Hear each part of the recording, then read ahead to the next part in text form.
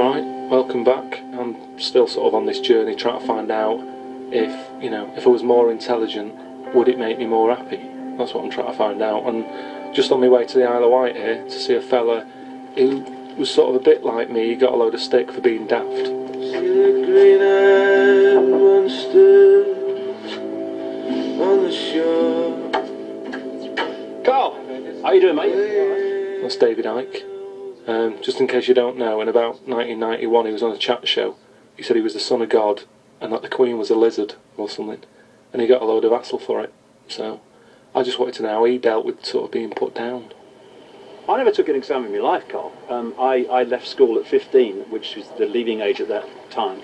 And I look back and I think, what did I miss? I mean, in your life, what of real substance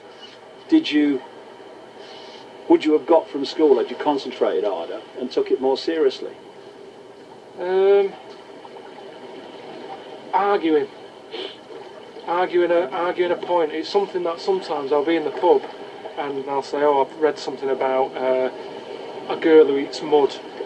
It's something that's gone on somewhere. Now, if I bring that up in a pub and I go, oh yeah, I've read this thing about a girl eating mud all the time, then someone will go, what are you talking about? And I'll go, yeah, I read it, it's in the magazine. It's a bit weird, isn't it? And they'll go, it can't happen. Then suddenly, because I don't know all the facts and figures, I'll sort of go, oh yeah, maybe you're right. Well, I know, but there's two things to that. First of all, you read A Woman Eats Mud. It don't matter if they believe you or not. You know you read it and you know you saw it. I know, but isn't taking in information all about sharing that information? I know, well, to an extent, but you can only share with a mind that's open. You came out with a classic then, when you talked about them saying, that can't happen. Yeah. That is classic, concrete intellect, programmed intellect. That can't happen. This is the only possibility. What I learned at school, what I read in the Daily Telegraph, what they taught me at university. There was the great philosopher in ancient Greece called Socrates, and he was supposed to have said, wisdom is knowing how little we know. Now, that is a fantastic way of looking at life, because your mind is always open to other possibilities. We have a real false version of what intelligence is. You're not a stupid bloke. No, You're not. No. Okay, you can't regurgitate facts about some bloody war years ago. Okay, you want to know about it? Go on the internet, buy a book. Here's about that war. Yeah, I'll read about that. It's just little things like before you dropped in a quote of someone's and stuff like that's pretty good. You know what I mean? Just being able to drop, it'd just be nice to have a couple in my head that I can go, oh, you know what so and so said back in '46. And that's enough. I think that's all I need, because people would suddenly go, where do you get that from? You know what I mean? Did you do that before to sort of just show off a bit, or did you do that? No, I'm trying to use quotes to make my point.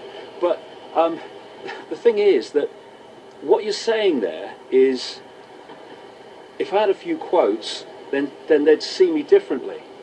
Why are you bothered about how they see you? You are what you are. Me, I don't care if I'm seen as intelligent, stupid, crazy, off the wall, having a midlife crisis, any of it. I'm just interested in what is, and if what is not what the system's version is, then fuck 'em. And the key, Karl, is not to buy it, because it doesn't matter if people think you're stupid. I don't think you're stupid. No, well, and it doesn't matter if they do. Grinds you down a bit. Well, it does, mate, if you allow it to grind you down. I mean, I'm the living proof, to say the bloody least, that you can take enormous amounts of ridicule over a long period of time and still keep going on the journey that you think is right and following the path that you think is right. You've got to sort of trust the experts, haven't you? I had like a fella around when I had a problem with the fridge, and he was like a professional fridge fixer, and yet he said, when did you last back it out?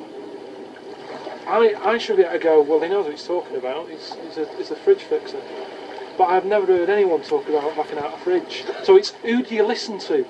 You have to, at the end, you know, the whole thing is, we have a filter which we need to trust, and it goes under the name of intuition, because there are great fridge fixers who have qualification of a qualified fridge fixer, and there are qualified fridge fixers who are shit.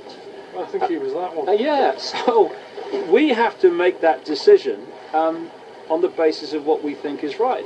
We just have to follow our heart and our intuition and our feelings, and you know, you're not a stupid man. And if people tell you that you're stupid, it's because they are intellectual snobs who are themselves stupid because they have accepted a version of programmed intelligence and they're trying to impose it on you. Fuck them.